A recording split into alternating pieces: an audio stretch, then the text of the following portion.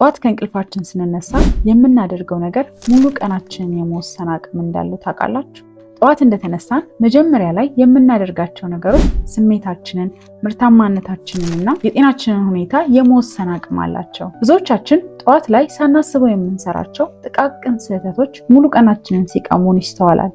ሳይንሳዊ ጥናቶች እንደሚያረጋግጡት ከሆነ አእምሯችን ጠዋት እንደተነሳ በመጀመሪያዎቹ 60 ደቂቃዎች ውስጥ የሚያደርገው ነገር ሙሉ ቀናችንን የመወሰን አቅም አለው። በዛሬው ቪዲዮ ላይ እናንተ ሳታውቋቸው ጠዋት ላይ በምታደርጓቸው ስህተቶች ምክንያት ስኬታችሁን እየገደቡባችሁ ያሉ 10 ጠዋት ስትነሱ በፍጹም ማድረግ የሌለባችሁን ነገሮች እነግራችኋለሁ። እነዚህ በዛሬው ቪዲዮ ላይ የምነግራችሁን 10 ነጥቦች ማስተካከል ከቻላችሁ እርግጠኛ ነኝ ህይወታችሁ ላይ ትልቅ ለውጥ ማየት ትችላላችሁ። በተለይ ደግሞ መጨረሻ ላይ የማነሳቸው ሁለቱ ነጥቦች ወሳኝ ስለሆኑ ይህንን ቪዲዮ እስከ መጨረሻው ድረስ ማየታችሁን እርግጠኛ ሁኑ።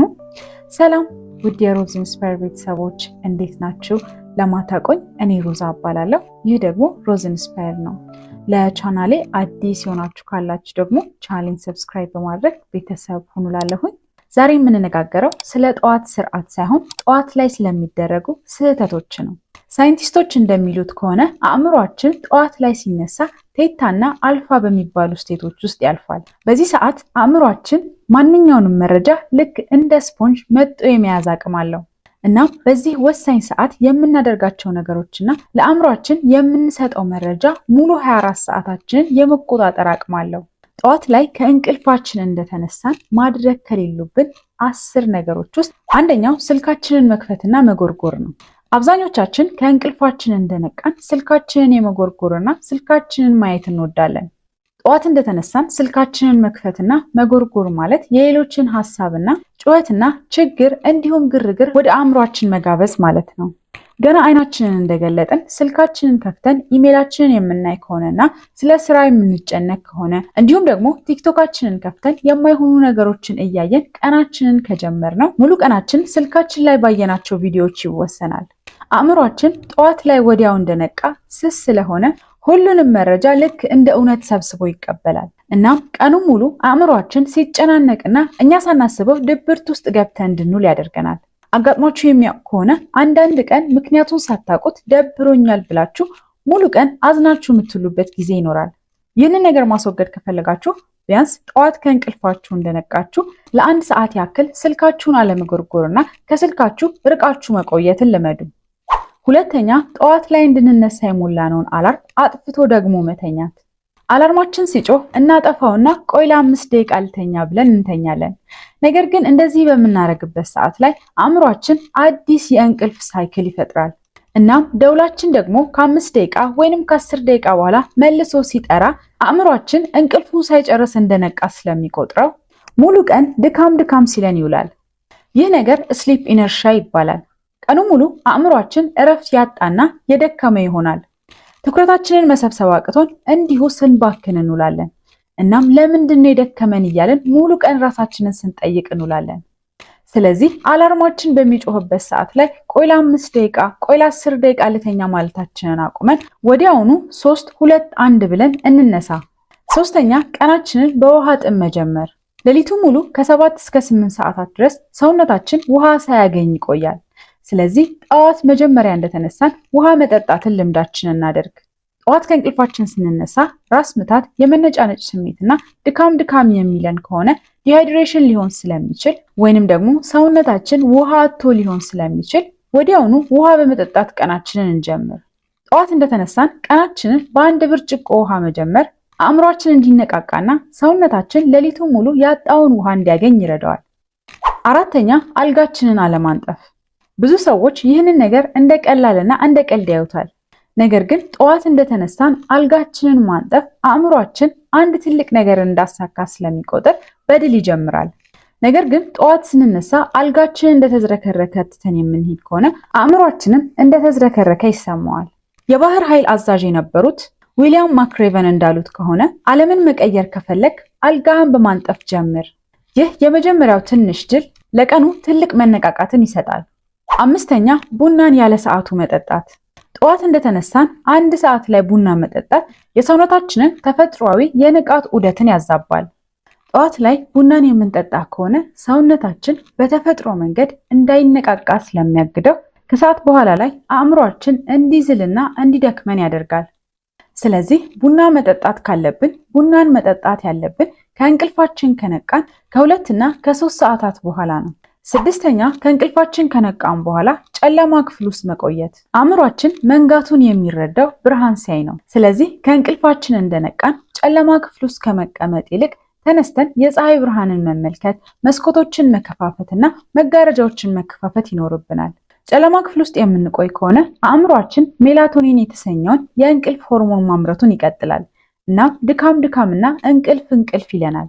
ስለዚህ ወዲያው እንደተነሳን ለ5 ደቂቃ ያክል የፀሐይ ብርሃንን የማየት ልምድ እናዳብር። 7ኛ ቁርሳችንን ካርቦሃይድሬት እና ስኳር የበዛባቸውን ነገሮች መጠቀም። ቁርስ ላይ ዶናቶችን፣ ኬኮችን ወይንም ደግሞ ፓስታ አሊያም ደግሞ ስኳር የበዛባቸውን ሻዮች መጠቀም የደም ስኳር መጠናችንን በጣም ከፍ ስለሚያደርጉት ጠዋት ላይ እነዚህ ነገሮች ባይወሰዱ ይመከራሉ። ምክንያቱም ደግሞ እነዚህ ነገሮች ጠዋት ላይ ልክ እንደ ሮኬት ኃይል ይሰጡንና ከ2 ሰዓት በኋላ ግን በፍጥነት ይወርዳሉ። ታዲያ በዚህ ጊዜ ትኩረታችን ይበተናል፣ ቶሎ የረሃብ ስሜት ይሰማናል፣ እናም ድካም ይለናል። ስራችን ላይም ውጤታማ መሆን ያቅተናል። ስለዚህ ጠዋት ላይ ቁርሳችንን በምንመገብበት ሰዓት ላይ ፕሮቲኖችንና አትክልትና ፍራፍሬዎችን ብንጠቀም ይመከራል። 8ኛ ያለ እቅድ መንቀሳቀስ። ጠዋት እንደተነሳችሁ ዛሬ ምን ልብላ፣ ዛሬ ምን ልልበስ፣ ዛሬ ውሎዬ ምን ይመስላል የሚሉትን ሁሉ ጠዋት የምታስቡ ከሆነ አእምሯችሁ ይጨናነቃል፣ እናም ቶሎ ትደክማላችሁ። ጠዋት ላይ አእምሯችሁን ላለማድከምና ዝግጁ መሆን ከፈለጋችሁ የነገ ውሏችሁን ማታ ላይ አቅዳችሁ መነሳት ትችላላችሁ። ጠዋት ከእንቅልፋችሁ እንደተነሳችሁ ውሳኔ ማብዛት አእምሯችሁ እንዲዝል ያደርገዋል። የቀናችሁን 3 ዋና የምትሏቸውን ስራዎችና የምትለብሷቸውን እንዲሁም ደግሞ የምትበሏቸውን ምግቦች ማታ ላይ አቅዳችሁ ደሩ። ጠዋት ላይ አእምሯችሁ ንጹህ ስለሚሆን ለምትፈልጉት ስራ ዝግጁ ይሆንላችኋል። እናም ቀናችሁ ያማረ እንዲሆን ያደርገዋል። 9ኛ ምስጋናን መዘንጋት። አእምሯችን በባህሪው ችግርን መፈለግ ይወዳል። ጠዋት ስትነቁ ስለ ጸብ፣ ስለ ስጋት እንዲሁም ስለ ጭንቀት የምታስቡ ከሆነ ሙሉ ቀን ስትጨናነቁና አእምሯችሁ ተወጥሮ እንዲውል ያደርጋል። ስለዚህ ቀናችሁን በምስጋና ጀምሩት። ጠዋት ላይ ስትነሱ 3 አመስጋኝ የሆናችሁባቸውን ነገሮች ጥቀሱና አመሰግናለሁ ማለትን ተለማመዱ። ለምሳሌ ስለተነፈስኩ አመሰግናለሁ፣ ስለ ቤተሰቦቼ አመሰግናለሁ፣ አዲስ እድል፣ አዲስ ቀን ስላየው አመሰግናለሁ እንበል። ይህንን በምናደርግበት ጊዜ አእምሯችን ንጹህ ሆኖ እንዲጀምርና ቀናችን ውጤታማ እንዲሆን ይረዳናል። 10ኛ መጥፎ ዜናዎችን መስማት። ብዙዎቻችን በጠዋት እንደተነሳን ሬዲዮን ከፍታለን አሊያም ደግሞ ቴሌቪዥን የመክፈት ልምድ አለን። ካልሆነም ደግሞ ሶሻል ሚዲያዎች ላይ የዜና ቻናሎችን ማየት ይቀናናል። ምን አዲስ ነገር ተፈጠረ የሚለውን ነገር ማወቅ እንፈልጋለን። ነገር ግን አብዛኛውን ጊዜ የምንሰማው ጦርነት፣ ግጭቶች እንዲሁም ደግሞ የወንጀል ታሪኮችን ስለሚሆን አእምሯችንን በጠዋቱ እንድንመርዘው ያደርጋል። ገና በጠዋቱ ከእንቅልፋችን እንደነቃን እንደዚህ አይነት ዜናዎችን መስማት አእምሯችን ዓለም አስጊ ቦታ ላይ ናት ብሎ እንዲያስብ ስለሚያደርገው ሙሉ ቀን ተጨናንቆና እያሰበ እንዲውል ያደርገዋል። ጠዋት ላይ የሰማናቸው ዜናዎችና መረጃዎች ሙሉ ቀናችንን ተጨንቀንና ስናስብ እንድንውል ያደርጉናል።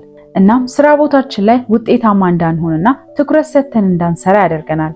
ቢያንስ ለተወሰኑ ሰዓታት ዜና ከመስማት እንቆጠብ። በጠዋት እንደተነሳን ግዴታ ቴሌቪዥን ማብራት ካለብን አሊያም ደግሞ ስልካችንን መመልከት ካለብን ፖድካስቶችን እንዲሁም ደግሞ አነቃቂ ንግግሮችን ብንመለከት ቀናችንን በጥሩ መንገድ መጀመር እንችላለን። ዜናዎችንና የተለያዩ መረጃዎችን ለአእምሯችሁ ከመስጠታችሁ በፊት ቢያንስ ለ1 ሰዓት ያክል አእምሯችሁ ጥንካሬውን እንዲገነባ እድል ስጡት። ወዳጆቼ ጠዋት ማለት የቀናችን መሰረት ነው። መሰረቱ ያልተስተካከለ ቤት ደግሞ ሊቆም አይችልም። ስለዚህ እነዚህን የነገርኳችሁን ጠዋት ላይ ቀናችሁ ተበላሽቶ እንዲውል የሚያደርጉባችሁን 10 ስህተቶች ከመስራት ተቆጠቡ።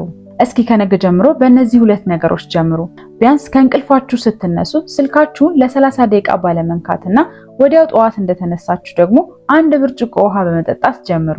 በህይወታችሁ ላይ የሚመጣውን ለውጥ በአጭር ጊዜ ውስጥ ታዩታላችሁ።